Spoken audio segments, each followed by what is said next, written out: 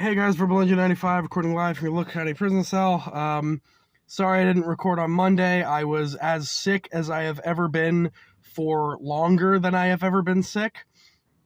I had tonsillitis and a sinus infection. You might hear it in my voice a little bit right now. I'm also re-recording this for the third time, which I hate doing. So I'm a little pissed off, and I'm going to try to get through this quickly.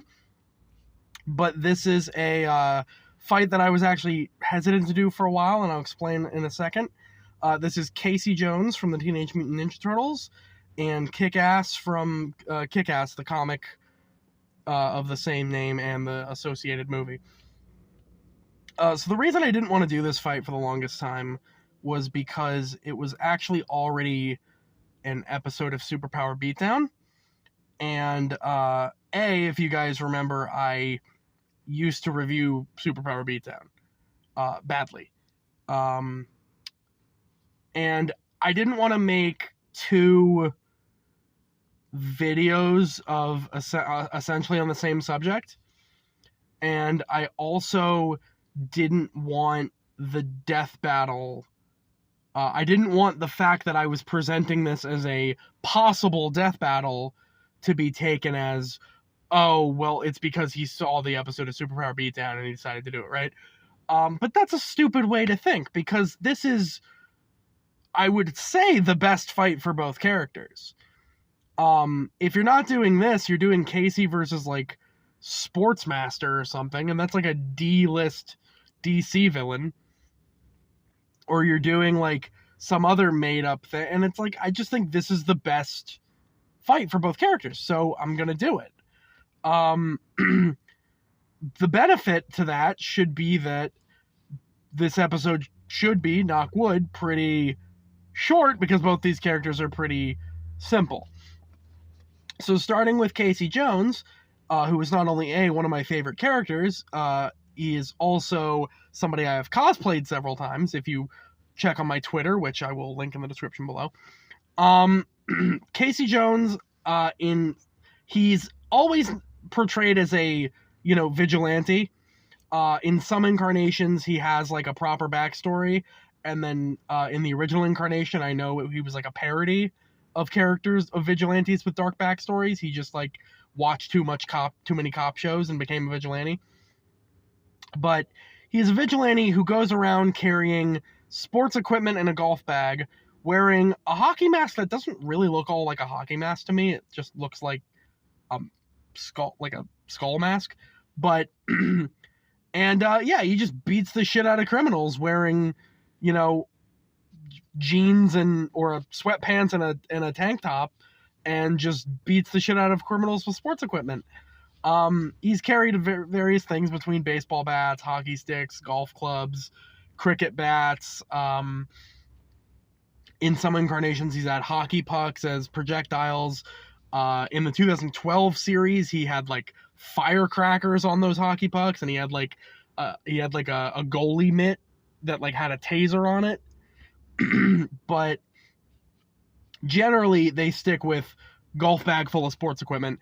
The only caveat to that is he has on several occasions used a sledgehammer, but that's kind of like the last result, and he usually uses that to, like, break into places. He doesn't usually use it as a weapon, because it is incredibly easy to kill someone with a sledgehammer. But originally he was just a big dude who could do this, but after meeting and eventually fighting alongside the Ninja Turtles, he's not a martial artist per se, but he's a good enough fighter that he can fight, ninjas, robots, mafiosos, gang members, and stuff like that, by himself. So he has years and years of experience on the street. And he's also been described as being a master of stealth, for being able to avoid the NYPD for years, which to me is not as impressive as him being able to avoid the NYPD despite using his real name as his vigilante name and yelling it every time he he goes out.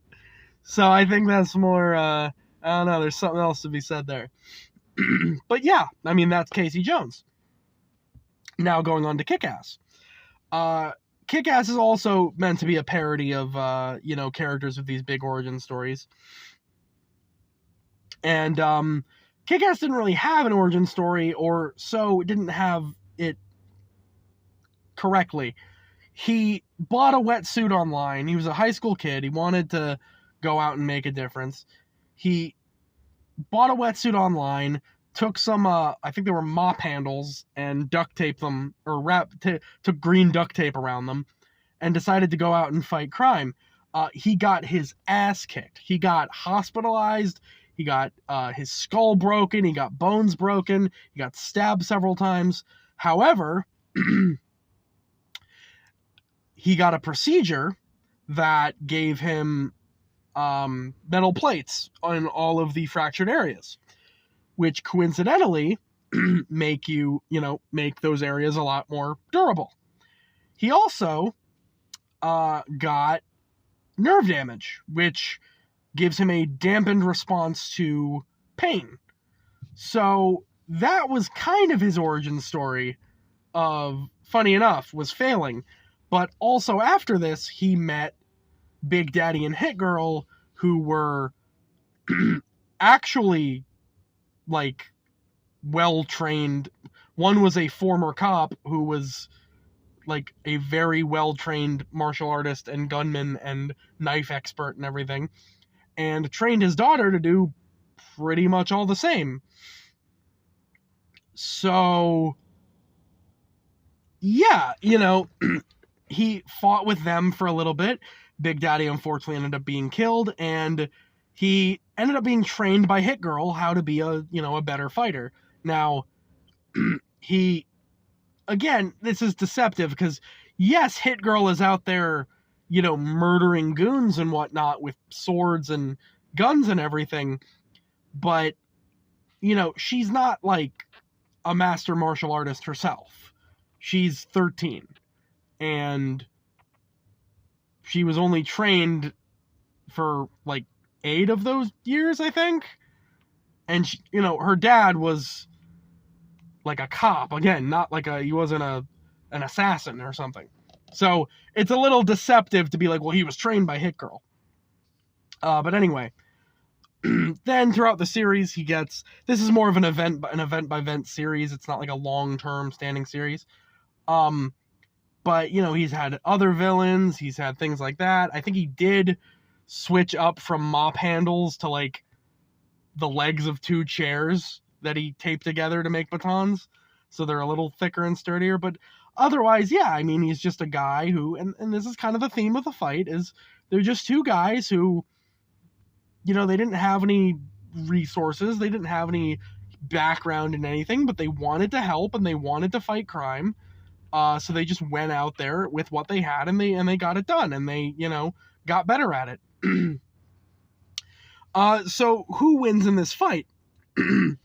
This is going to be close because, like I said, these are 2 pretty normal guys, all things considered, but normal is very loose there. So the devil's kind of going to be in the details here. Casey Jones is most often depicted as being a huge guy, or at least, like, an athlete, like, he clearly lifts. And Kick-Ass is kind of just by the end of the series, is a high schooler in pretty good shape. So I feel better, giving the size and strength advantage to Casey is probably realistic. Then again, Kick-Ass does have the advantage of having, the nerve endings be dampened and having the metal plates. That's going to give him a lot more durability. And things that you might think are an advantage, like Casey having all these weapons, sort of fall short because, they're all kind of the same thing. One might hit harder than the other, but there's not really any, like, strategic advantage to using a hockey stick instead of, let's say, a baseball bat. So, yeah. Now, when we go on to experience, which is probably going to be the determining factor, I would say giving it to Casey is probably fair. But hear me out here. So, yeah, Kick-Ass was trained by Hit Girl, but like I said, Hit Girl is, more just like a really well-trained fighter who happens to be using lethal weapons. And usually, like, yeah, she's able to take down, like, mafia men and stuff, but at the same time, Casey's taken down mafia men, gang members, robots, actual ninjas. Like, these are not, he's fought high level characters like Hun and stuff. He's never, I don't know if he's ever officially beaten Hun actually, but still, like, he's fought like legit characters, and he's fought alongside the Ninja Turtles, who, I would say are, despite also being teenagers, I would say are better trained than, Hit Girl is. He was never officially trained by the Ninja Turtles, but he's fought alongside them for long enough that he's kind of gotten their respect as a fighter, and he's taken down opponents that they've taken down, so the fact that he's beaten other ninjas and shit like that makes me think that he's capable of taking down Kick-Ass, right? He's probably fought more, and he also fights more consistently, I would think, because the whole comic book of Kick-Ass lasts for like 3 years. So, yeah, Hit Girl might have trained her entire life, but he only trained with her for a very short amount of time. Whereas, like I said, Casey's been fighting alongside the Turtles and fighting much more dangerous opponents for a much longer period of time. So, yeah, I would give the experience advantage to Casey, and that's not discounting the durability given from the metal plates and the nerve endings, but at the same time, like, Casey's got plenty of stuff to hit you with if something breaks. Don't worry. Like, if a hockey stick can't get through that metal plate, a sledgehammer probably will. So, yeah, I'm gonna give it to Casey Jones. I love being able to say that. But I try not to be biased here, but that's the way I kind of feel about it. Anyway, glad I could get this to you guys. I'll try to get you another one on Monday.